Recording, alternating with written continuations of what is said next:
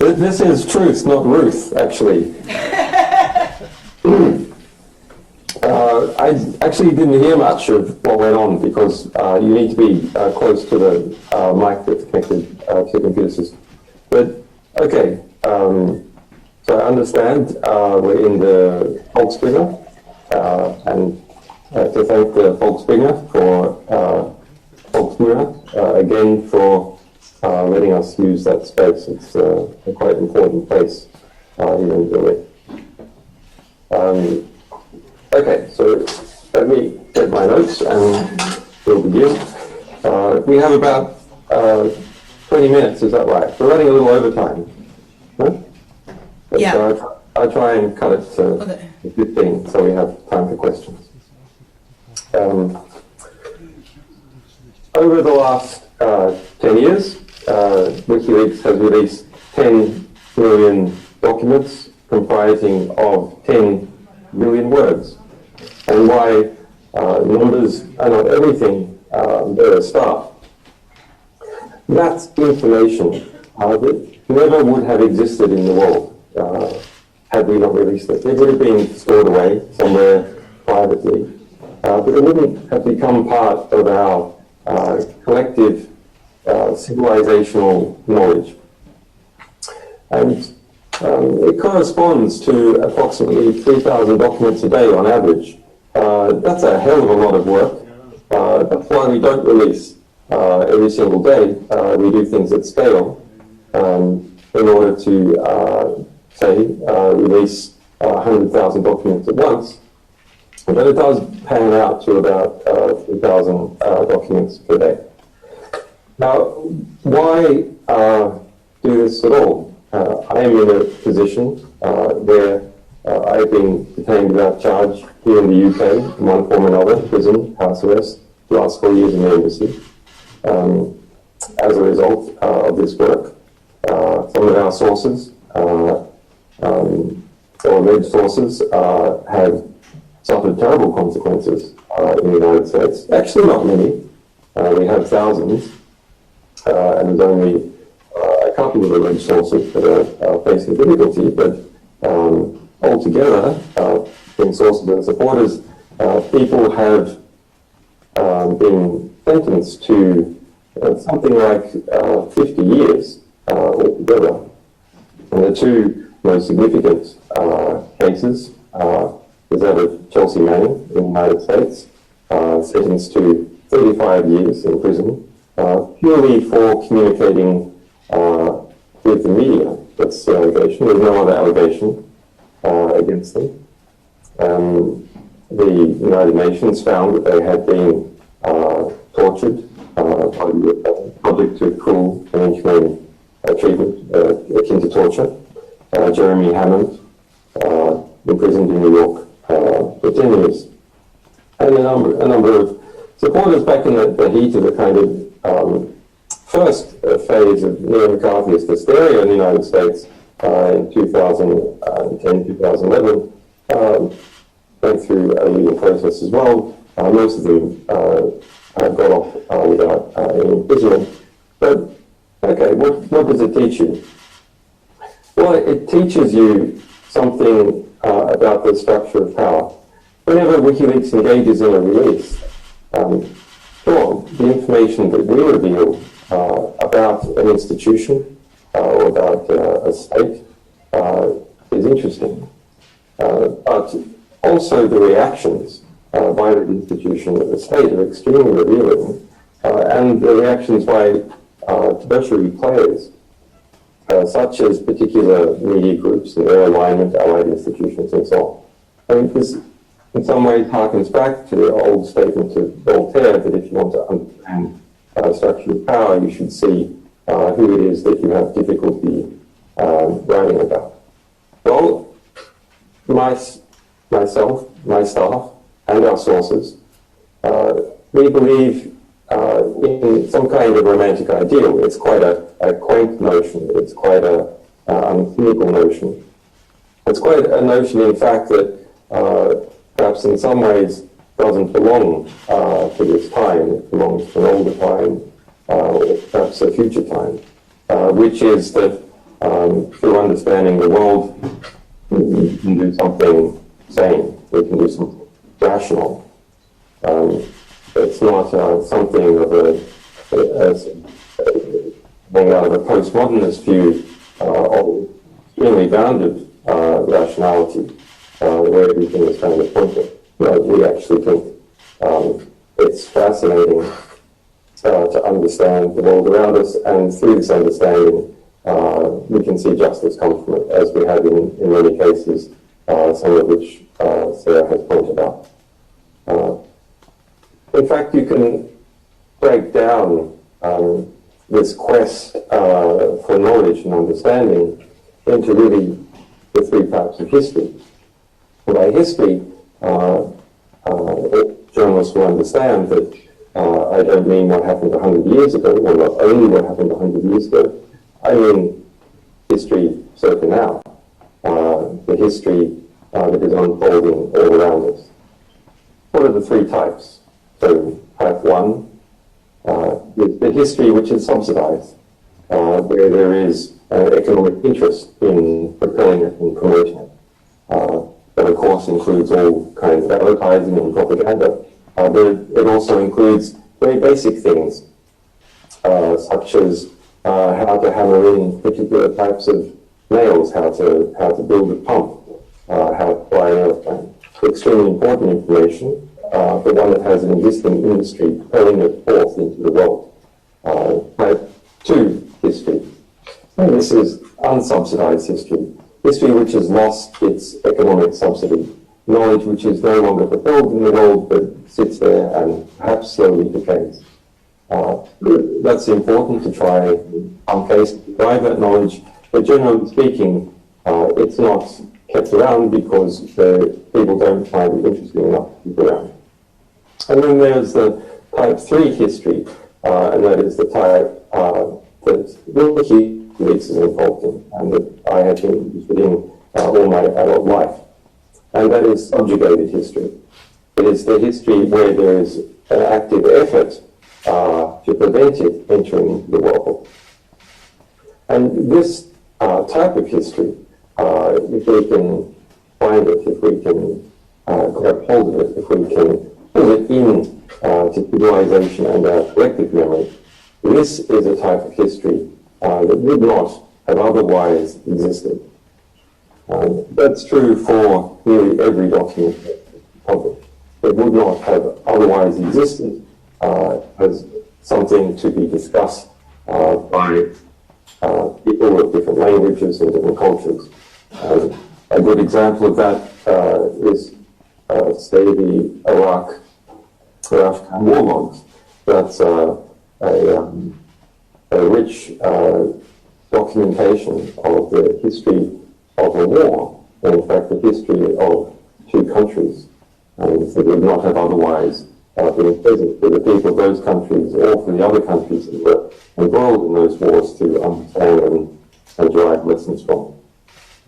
So through collecting this type of knowledge, subjugated history, we have built this romantic ideal of a grand rebel library. That's what WikiLeaks is.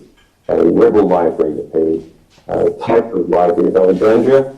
I think we probably have more documents than Alexandria, but it is a library that is not like any other library. We have the first moment of what we bring into the world being present, as opposed to copies of other books, which might be interesting, but we're in the quest of trying to find original documents that have never been seen before and bringing them into our collective knowledge understanding. Okay, so Sarah has spoken about some of the technical details and a bit about practical history. I want to speak now about some of the things we're doing going forward, the future of WikiLeaks. Well, I know this. I've seen the internet, and I understand that there is enormous expectation in the United States. But some of that expectation will be partly answered, but You should understand that if we're going to make a major publication in relation to the United States at a particular hour, we don't do it at 3 a.m. That's something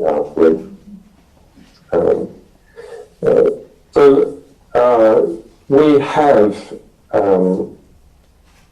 a great many upcoming publications. Now, WikiLeaks has grown into a relatively strong position. We're a publishing organization that has no debts, has never had to fire anyone, is entirely funded by our readers, has succeeded in every litigation that it's been involved in.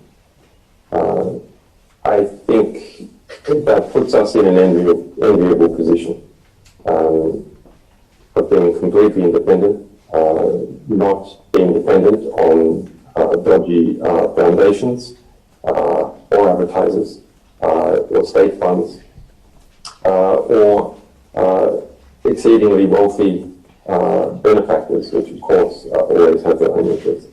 But nonetheless, the material that WikiLeaks is going to publish before the end of the year is of a significant moment, such a significant moment in different directions, affecting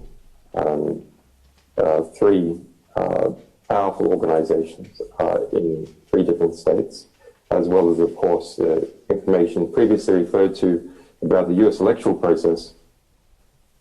But WikiLeaks needs to change in order to survive and thrive through the next few months. Now, why we have been growing and why while we are in a position to, and I expect to be able to build up to about 100 additional journalistic staff over the next 2 years, we are going to need an army. Not an army, of course, engaged in physical hostilities, but we are going to need an army to defend us from the pressure that is already starting to arrive. That pressure has been placed on a number of elements that are close to us. It has been placed in one way or another on the state that has courageously given me asylum. It will not succeed. There will be consequences for it.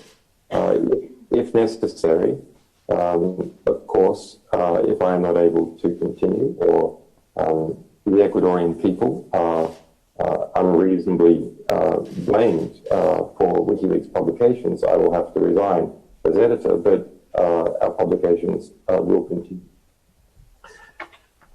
So part of the necessary defense of WikiLeaks, we have engaged in a new project to recruit people across the world to defend our publications.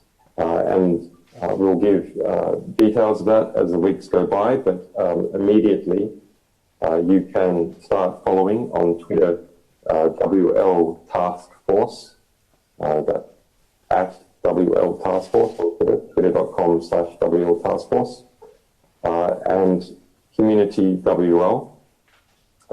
Follow those, and we will issue guidelines about how you can promote WikiLeaks publications, prevent censorship, and we will also give, if necessary, effective call to arms if the pressure increases a lot more than it already has, which I expect almost certainly that it will. What else? The funding model of FAS is a very interesting model. FAS is a German newspaper, and it's something that we have been working on for a while. WikiLeaks will soon launch a membership system where we will give voting rights in relation to 20% of the discretionary expenditure we have. It's important to keep us independent and keep a sustained and predictable income as opposed to significant income coming from the times of publication, but in the times of between publications where there's extensive litigation, then the funding is more unpredictable, which is a difficult position to be in if you're in the middle of litigation. Okay, on upcoming journalism, because we have so many publications due before the end of the year, we're in both an enviable position and also in a very difficult position of having more than 1 million documents to get through of many different sources. We need to increase our number of press partnerships. We have about 110 different organizations over the years. I think there's about 89 that are active at the moment. I think Sarah might have displayed them before. But we need to increase the number, especially in the United States. So journalists that are interested in taking one angle or another on upcoming publication and getting embargoed access, you do need to be a publication which has significant impact. Write to press@wikileaks.org and tell us what your circulation is and what your medium is and what your subject matter expertise is. We have a book which has just come out, that is the WikiLeaks Files. It is out now in the United Kingdom. It is 40% off this week at Verso.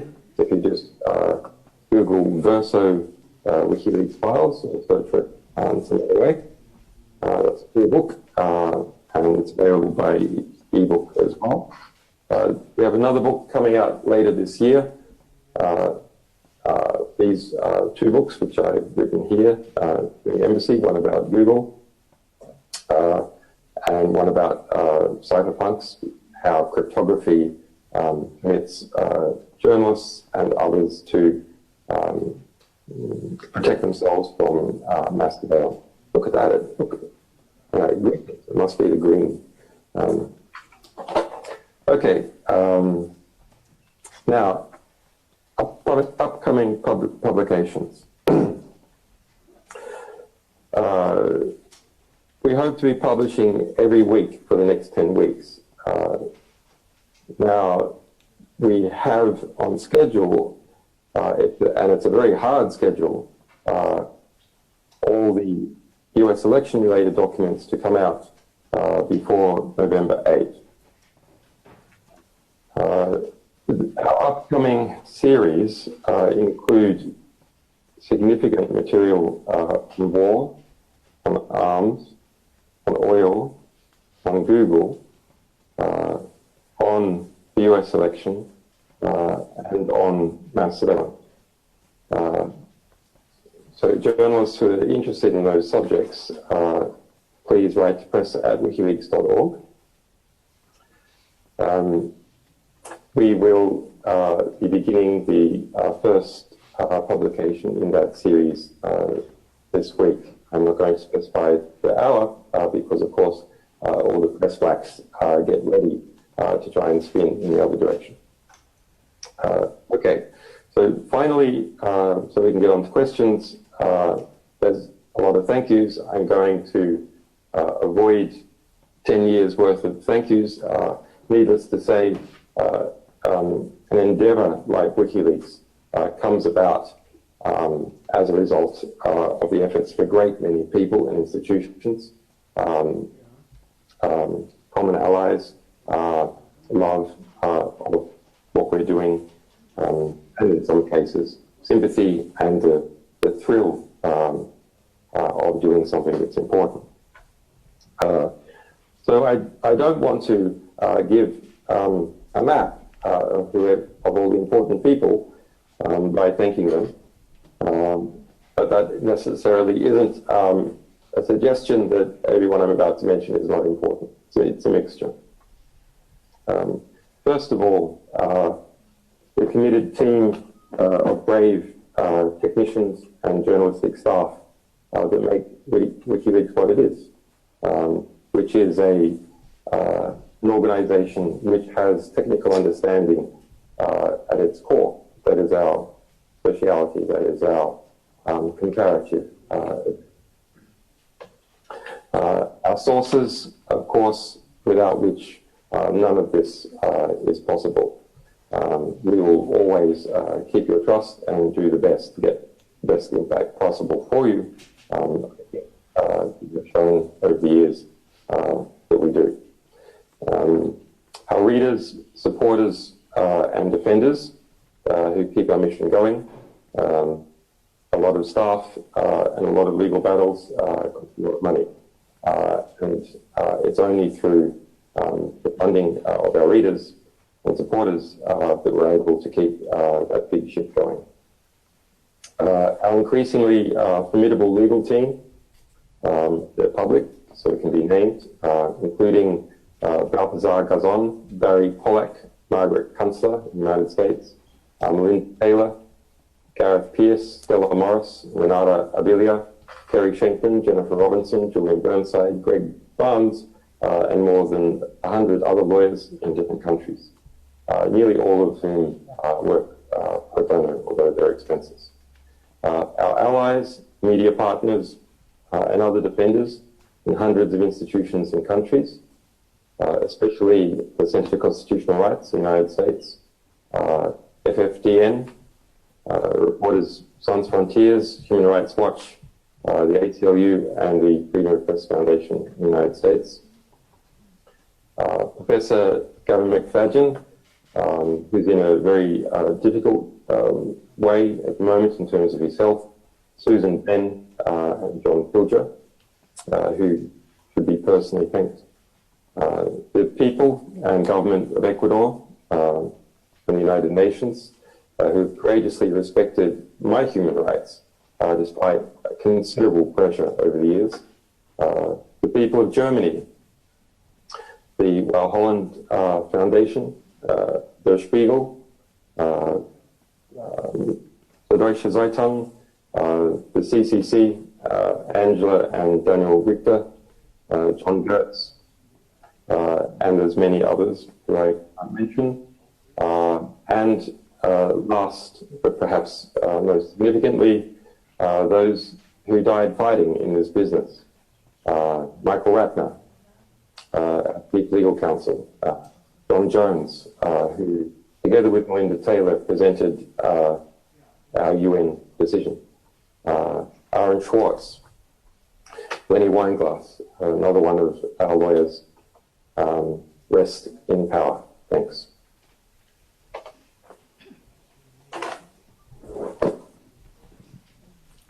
Thank you very much, Julian.